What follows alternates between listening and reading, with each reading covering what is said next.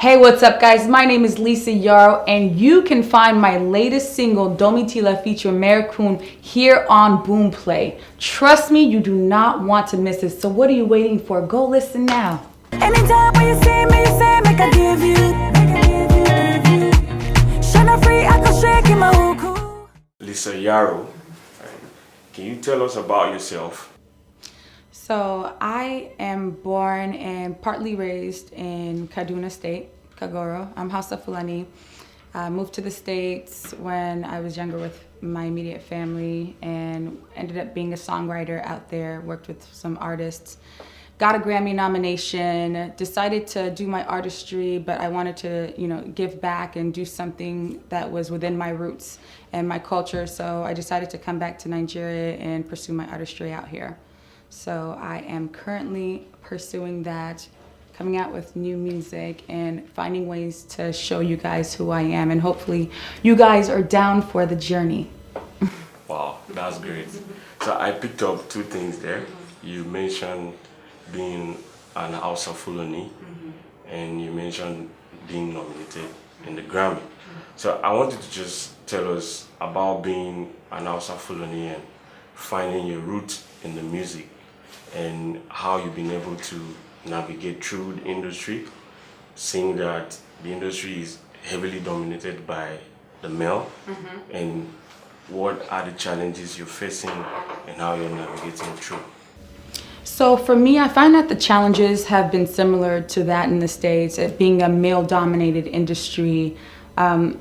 I have to be true to who I am, and in that sense, I have to make sure that the music that I do, the music that I make reflects, me as an artist and the path that I'm trying to take. I don't try to compare myself to the next person.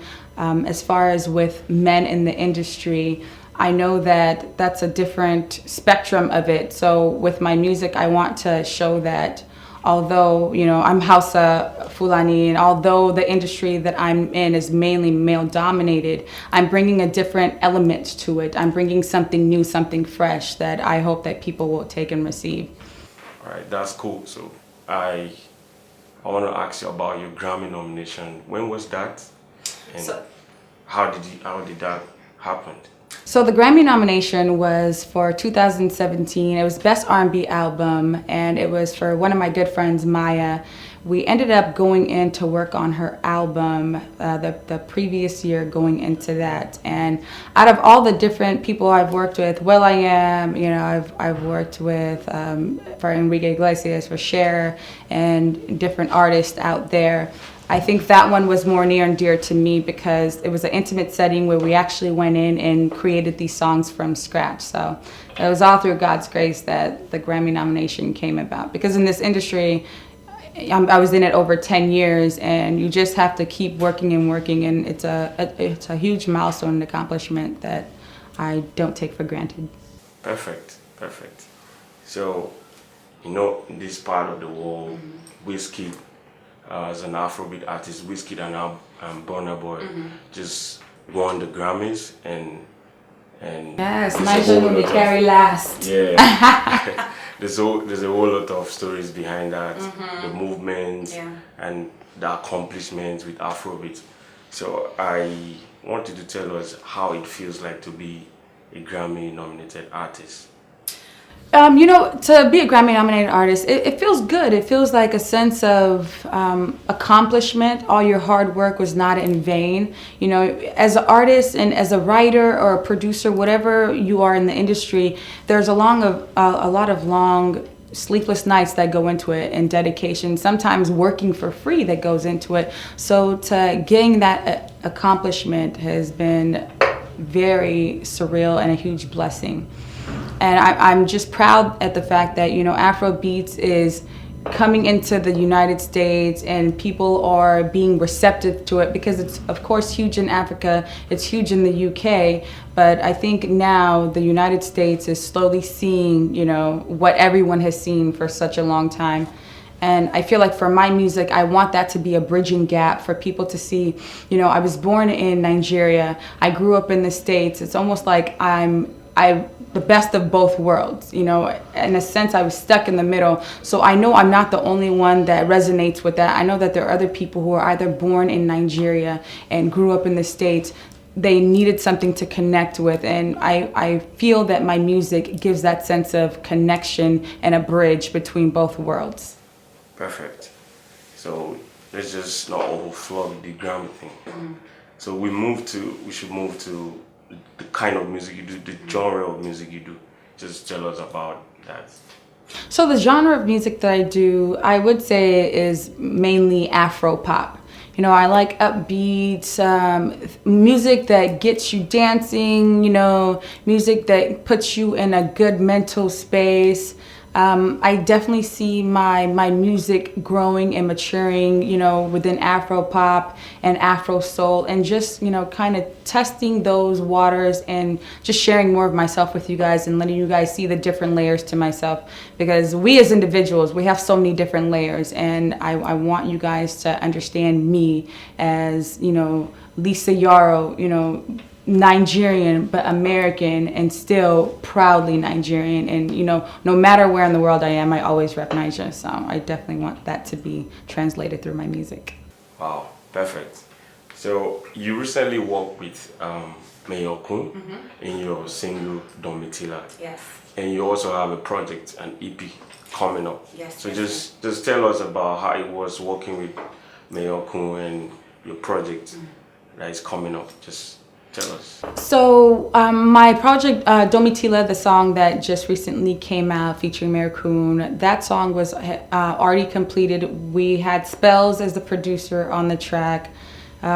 Came in, did an amazing record, and I felt like it was missing something. So Mayorkun was the artist that jumped on the record. The verse he gave us was amazing, of course.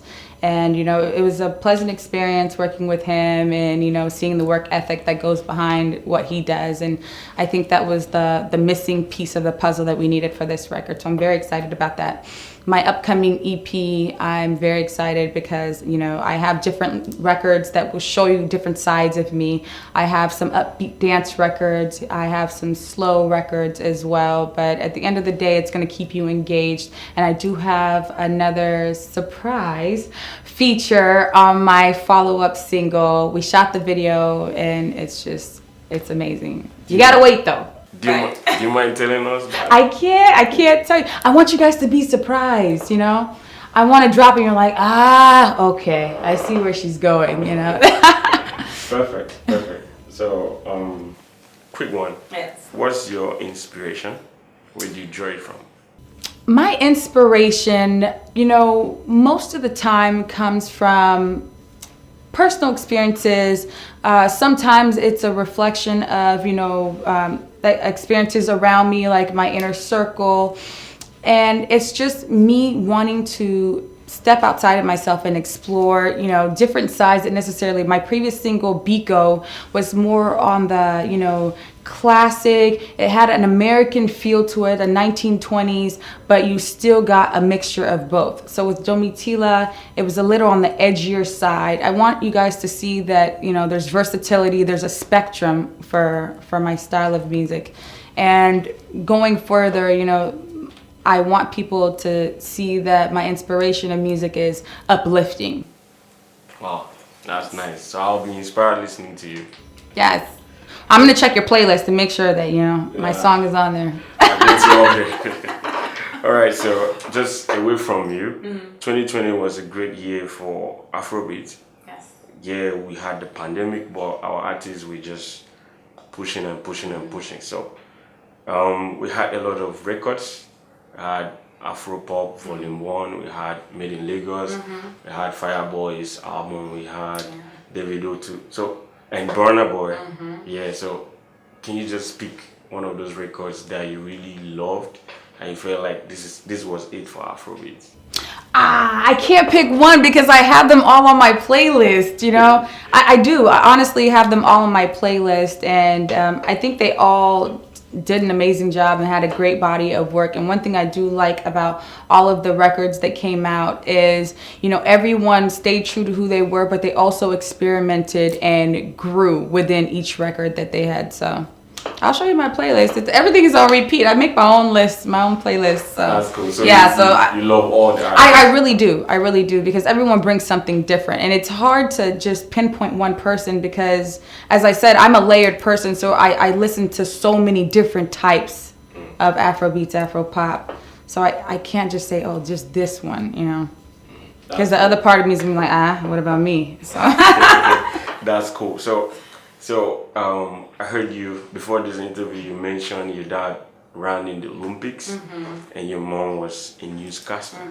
So those two are like a huge source to be inspired with. So what did you pick from them as a child growing up?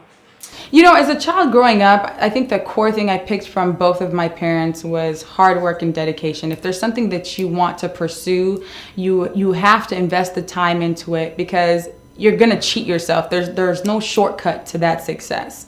You know, you can get to the top quickly, but are you gonna have substance, and are you gonna maintain yourself there? So if anything, that's exactly what I learned from them.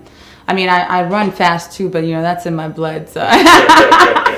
And you know what, actually, and also, you know, speaking in a crowd, I get that from my mom. So my mom she is a newscaster, definitely. So I think that's where I sponged from and got that from her. Do you mind telling us her name? Lami Dogon Yaro. And Dogon Yaro is my full last name, yes. That's cool. Yes.